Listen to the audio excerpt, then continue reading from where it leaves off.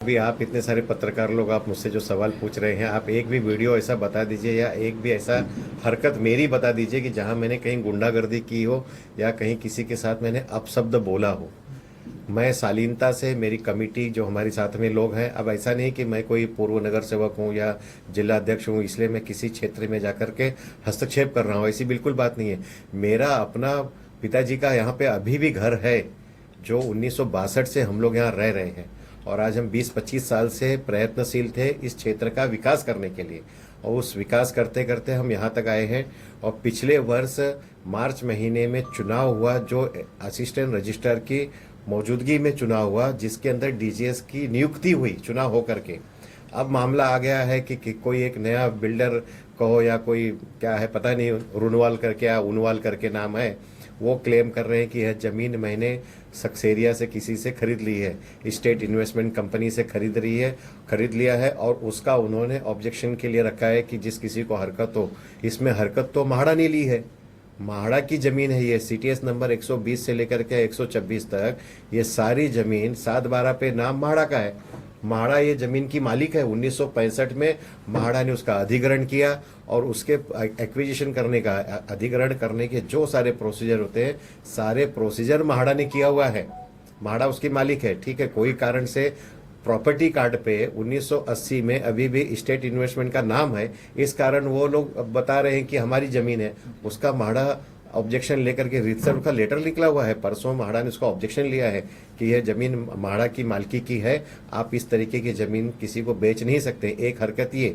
जो दूसरा जो आपने मुझसे सवाल पूछा कि कोई स्थगिति मिली है, बिल्कुल कोई स्थगिति नहीं मिली है। अभी परसों ये क्लस्टर डेवलपमेंट, मतलब इसको क्लस्टर करके घोषित करके इसका सर्वे करने के लिए म्हाड़ा ने लेटर निकाला, सॉरी एसआरए ने लेटर निकाला है कि इसका सर्वे किया जाए।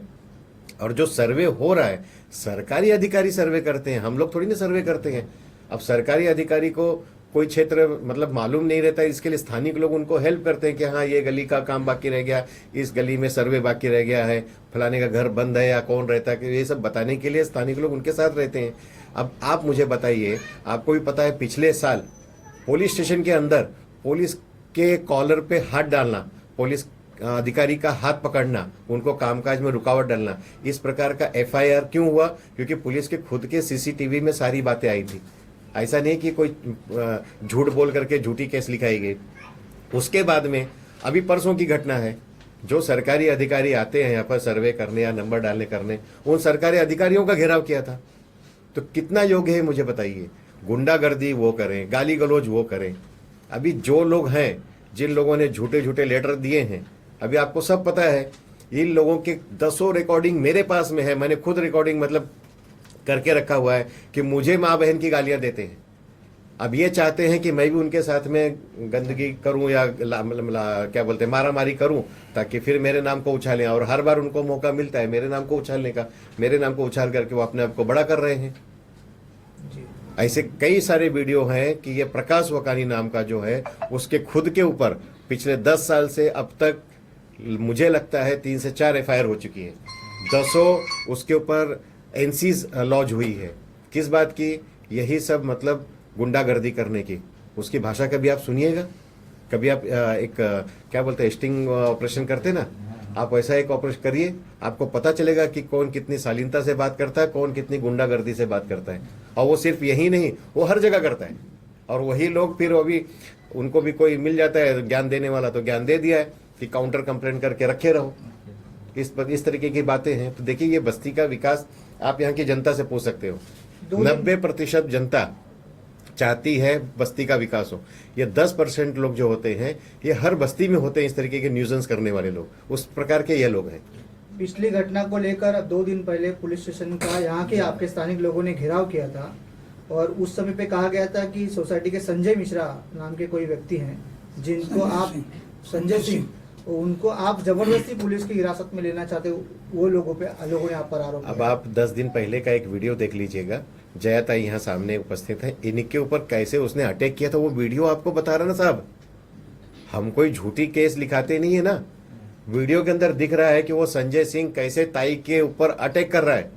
और वो व्यक्ति को क्या अधिकार है कि स्लम घोषित बस्ती में गेट बंद कर देना कि यहाँ से कोई आएगा जाएगा नहीं? मैं आपसे ये पूछना चाहता हूँ, स्लम घोषित बस्ती है, कोई जमीन का मालिक नहीं है, संजय सिंह जमीन का मालिक नहीं है, सरकार उसका डेवलपर ऑलरेडी अपॉइंटेड हो गया है।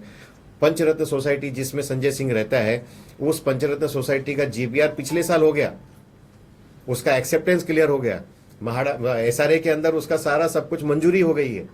और वो लोग कहते नहीं हमको डेवलपमेंट करना ही नहीं, हमको डेवलपमेंट करना नहीं है। और इसी डीजीएस बिल्डर से यही संजय सिंह मिलने गए थे, उसका हमारे पास में और वीडियो रिकॉर्डिंग है। किस लिए गए थे मिलने, क्या मांग की थी, वो संजय सिंह से आप पूछिए। वो मांग पूरी नहीं हुई तो विरोध करना। सबसे अंतिम सवाल है कि जो सर्वे आपका, जैसे आप भी जानते हैं, आप इसी कुरार में रहते हो, यही जो लोग, ये जो बदमाश कंपनी है ना, इनका एक बदमाश लीडर है। वो बदमाश लीडर ना पूरे क्षेत्र में इसी तरीके से लोगों में भ्रामक, हर बिल्डर के पीछे उनका, आप किसी भी बिल्डर का से पता कर लीजिए, बंद कमरे में हर बिल्डर उस बदमाश लीडर का नाम लेगा कि वो एक्सटॉर्शन का धंधा चालू किया इन लोगों ने। हर बिल्डर के पीछे लगे हैं लोग, और कुछ न कुछ दिखा करके, बहका करके, भड़का करके, भ्रम फैला करके इन लोगों ने इस तरीके का लोगों के दिमाग में एक फालतू बातें डाली है। कुरार के लोगों को कहते थे कि नहीं आपको यहां नहीं देंगे, आपको दहीसर देंगे, और हम यहाँ के लोगों को बोलते हैं आपको यहाँ नहीं देंगे, कुरार में देंगे। कुरार की बिल्डिंग तो बन गई है, कुरार के लोगों को अगले महीने पोजीशन देने जा रहे हैं। तो अब ये बताइए, दूध का दूध पानी का पानी सामने, और ऐसा कुछ कहीं होता नहीं है कि यहाँ की बस्ती को कहीं और देंगे, वहां की बस्ती को कहीं और देंगे। ये खेल चलता है, ऐसा नहीं होता है। एसआरए में ऐसा कोई नियमावली भी नहीं है। आप लोग जोर से बोला। यहाँ की समस्या बहुत गंभीर है।